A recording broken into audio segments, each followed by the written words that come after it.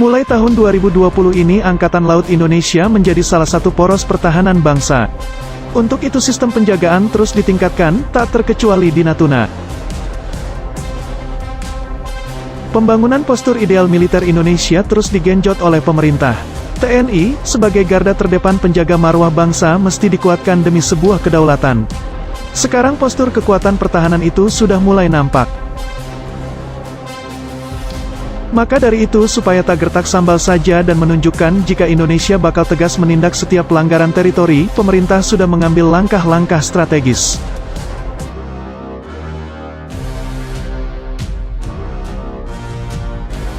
Salah satunya mempersenjatai Pulau Natuna. Melalui Minimum Essential Force (MEF) alias kekuatan pokok minimum yang terbagi 3 tahap, TNI mulai mendorong maju arsenal perangnya ke perbatasan antar negara.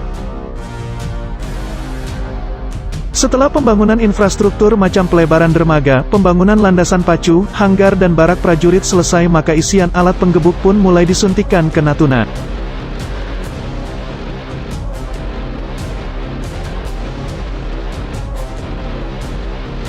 Alat utama sistem senjata, alutsista, yang ditempatkan di Natuna pun tak main-main.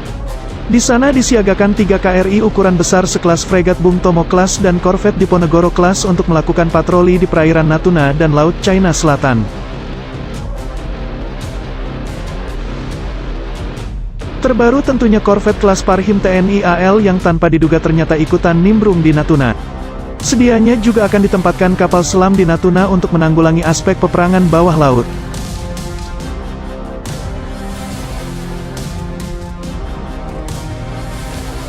Belum selesai sampai di situ, rencananya di Natuna juga akan ditempatkan 1 skadron pesawat tempur untuk melakukan operasi patroli udara berkemampuan maritime strike.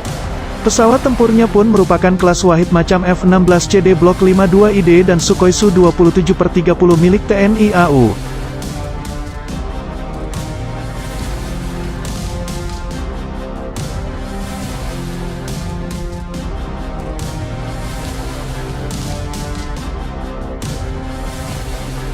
Merasa masih kurang, tenang, ada lagi penambahan pasukan elit 3 matra milik TNI macam Marinir, Pashas serta Kostrat. Satuan pemukul TNI dari AD, AL dan AU saat melakukan upacara di Natuna.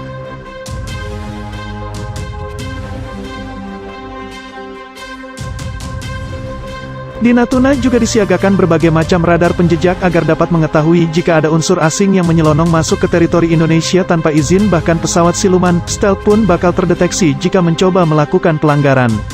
Perkuatan Natuna dimaksudkan sebagai unsur penangkal dengan jargon, gebuk duluan sebelum masuk, dalam artian cegah dulu jauh di luar sebelum masuk ke teritori Indonesia.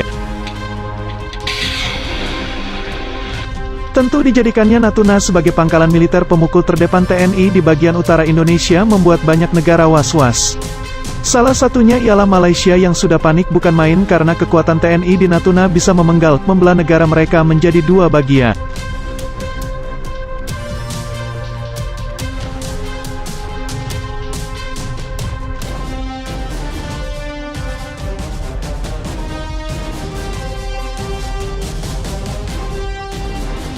Posisi Natuna berada di tengah antara semenanjung Malaysia serta Sabah dan Sarawak.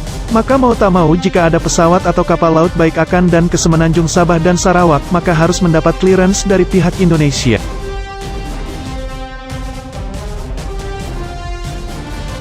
Jika Indonesia mau jahat, bisa saja jalur antara semenanjung Sarawak diblokade untuk mengurung salah satu wilayah negara Malaysia itu. Hasilnya semua komoditas Malaysia akan mahal dan berimbas pada daya beli masyarakatnya, tinggal tunggu waktu saja negara itu bangkrut. Jika nekat terobos tanpa izin, maka siap-siap saja terima akibatnya.